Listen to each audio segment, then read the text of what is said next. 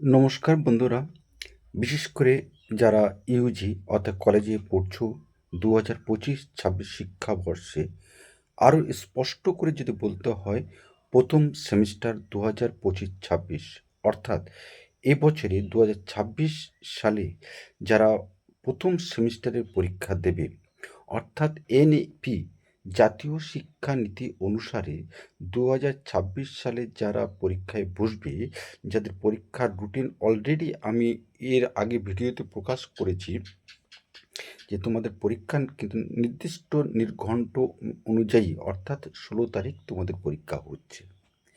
এখন তোমরা বিভিন্ন কার্যকারণে বিশেষত পশ্চিমবঙ্গ বিধানসভা নির্বাচনে তোমরা একটু আতঙ্কিত ছিলে, প্রতীক্ষায় ছিলে কবে পরীক্ষা হবে, আদৌ কি পরীক্ষা হবে কি না ওই তারিখে। আমরা কিন্তু চেষ্টা করেছি পুঙ্খানুপুঙ্খভাবে ইউনিভার্সিটি যখন যে খবরটি প্রকাশ করছেন আমরা কিন্তু তৎক্ষণাৎ তোমাদের সম্মুখে কিন্তু আমরা সেই চিত্র তুলে ধরার চেষ্টা করছি।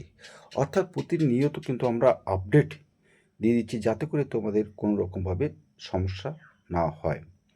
তবে এই মুহূর্তে আমাদের যেটি জানা গেছে অধিকাংশ কলেজ কিন্তু বন্ধ আছে, যার ফলে তোমাদের কলেজের যাওয়ার ক্ষেত্রে একটু অসুবিধা হচ্ছে। কারণ কেন্দ্র বাহিনী অনেক কলেজে মোতায়েন এখনও আছে, জানা গেল যে আরও বেশ কিছুদিন তারা থাকবেন। কিন্তু তোমাদের 16 তারিখে পরীক্ষা হবে, অ্যাডমিট কার্ডের একটা সমস্যা দেখা দেবে। আর তোমরা বারবার কমেন্টস করে আমাকে জানতে চেয়েছো স্যার কবে আমরা অ্যাডমিট কার্ডটি পাবো।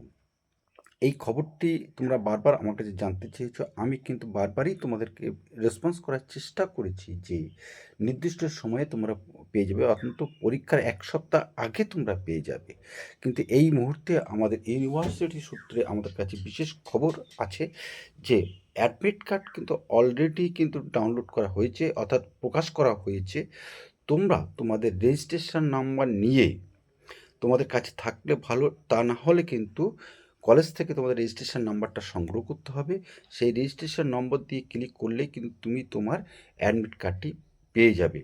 অর্থাৎ অ্যাডমিট কার্ড প্রকাশ করা হয়েছে এবং সেই অ্যাডমিট কার্ডটা তুমি তোমার ওয়েবসাইটে গিয়ে বা সাইবার ক্যাফে গিয়ে তুমি অ্যাডমিট কার্ডটা সংগ্রহ করে নেবে। এবং অবশ্যই যে কথাটা তোমাদের আমরা মনে করিয়ে দিতে চাই, অধিকাংশ ছাত্রছাত্রী কিন্তু আমরা দেখেছি যারা পরীক্ষা হলে যাচ্ছে অথচ কিন্তু অ্যাডমিট কার্ডে কিন্তু অফিস থেকে অর্থাৎ প্রিন্সিপালের সাইন বা প্রিন্সিপাল অথরাইজ কোনো শিক্ষকের সাইন না করে কিন্তু অ্যাডমিট কার্ডটা তোমরা নিয়ে যাচ্ছ।